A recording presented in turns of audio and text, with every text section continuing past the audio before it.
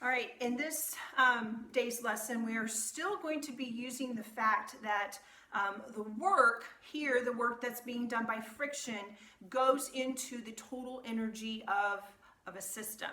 So we're going to work together examples 8.7 and 8.8. Now, example 8.7 says that a driver slams on the brakes. His car, which has a mass of 1,234 kilograms, skids down the road for 61 meters, which is going to be our displacement. The coefficient of kinetic friction on the road is 0.45, and so that's right here. And we want to know how much work friction does during the course of the car's skid. Okay. We know that the work due to friction is what we are trying to find. And what I'm going to show you here is a way to kind of change that equation around a little bit so that we have it in a more useful form. We know that the work due to friction is the same as the force that's parallel to the direction of the motion times delta x, because that's the standard definition that we know for work, okay? So in this particular case, because we know that it's friction, the frictional force is F. That's what we used before when we talked about frictional force. So it's going to be the frictional force times delta x. Well, if you recall, the frictional force had an equation of mu times the normal force, right? So I could substitute mu times the normal force in for this F. So let's do that. So I'm going to put friction equals mu times the normal force times delta x. Well, what's the normal force? Because I know mass, I don't know the normal force. Well, I know that the normal force is equal to the weight, and I'm actually going to write the word weight out here so that we don't confuse the W of weight with the W of work. So the normal force is the same as the weight, which is the same as the mass times the gravity. So now I'm going to take, for normal force, I'm going to substitute mass times gravity in here for that. So now the work due to friction is the same as mu times mass times gravity times delta x. So if I now have this, which all I've really done is I've substituted variables in from other equations that I know, this is going to put work due to friction in a form that I'm more likely going to be able to use in some of these problems. Okay, so now if I go back and look at this problem, the work due to friction, I know that the work due to friction is mu times mass times gravity times delta x. So mu is going to be 0.45. I know that the mass is 1,234 kilograms. Gravity is 9.8 meters per second squared. And delta x is 61 meters. So I know everything on this side of the equation.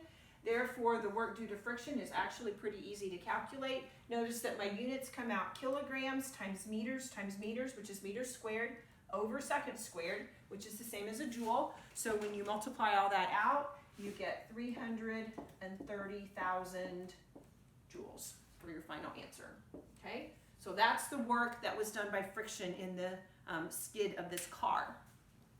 Now we're going to look at example 8.8, and I'm going to leave this this blue part up there so that you can see that, because we're going to actually use that again in this other problem. So example 8.8 says a student shoves a 2.15 kilogram book. That's really a heavy book. Must be a literature book. Those books are always really big. So mass equals 2.15 kilograms. So he shoves his book and he watches it slide to the other side of the table. If the book starts out with a speed of 0.95 meters per second, how far will it travel before it stops? Assume that the table is level and the coefficient due to kinetic friction is 0.34. You know, it kind of makes me wonder, if it was his literature book, did he shove it because he got tired of reading Romeo and Juliet? I don't know, problem doesn't tell us anything about that, does it? Anyway, we'll get back to physics here. We are being asked how far this book is going to travel before it stops. Now, I'm going to think about this in terms of total energy again. I know that the total energy that the book had right when the student shoved it, so the total energy at the beginning has to equal the total energy at the end.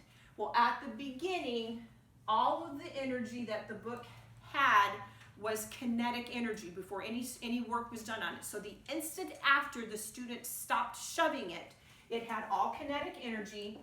I know that at the end, the book came to a stop. So it did not have any kinetic energy left because it was no longer moving. So the work that was done due to friction is what was going to be what was done on the other side, okay?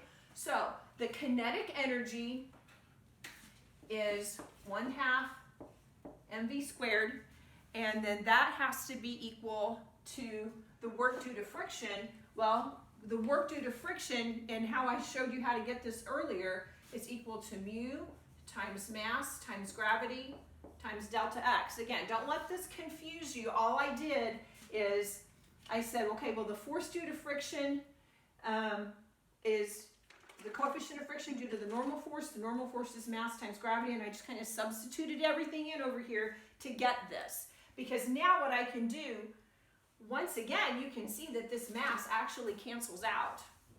And so it wouldn't have mattered whether it was his big, heavy literature book or whether it was, you know, something else. He could have shoved something much heavier or something much lighter. Wouldn't have made any difference in this particular case. So if I plug in what I know, the velocity is 0.95 meters per second, and I'm going to square that. Coefficient due to sliding friction is 0.34. Mass canceled out. Gravity is 9.8 meters per second squared. And then I'm going to be able to solve for delta x. So when you do this algebra, and once again here I'm going to assume that you're able to do that, I'm going to have meters squared per second squared on this side. I'm going to divide by meters per second squared. So that's going to leave me with a meter, which is good because I'm looking for displacement. I'm going to end up with 0.14 meters as my displacement. Okay, so again, he didn't really work the problem this way.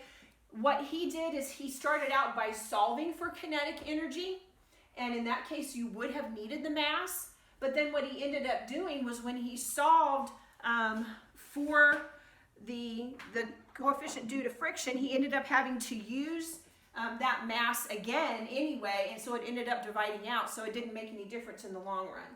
So the delta x can actually be found with this without ever needing to know the mass, so he actually gave you more information than you even needed. So you can approach almost any of these problems with a total energy at the beginning is equal to total energy at the end. I think it makes the problems easier simply because you're working all of them with the same thought in your mind, the same philosophy for all of them.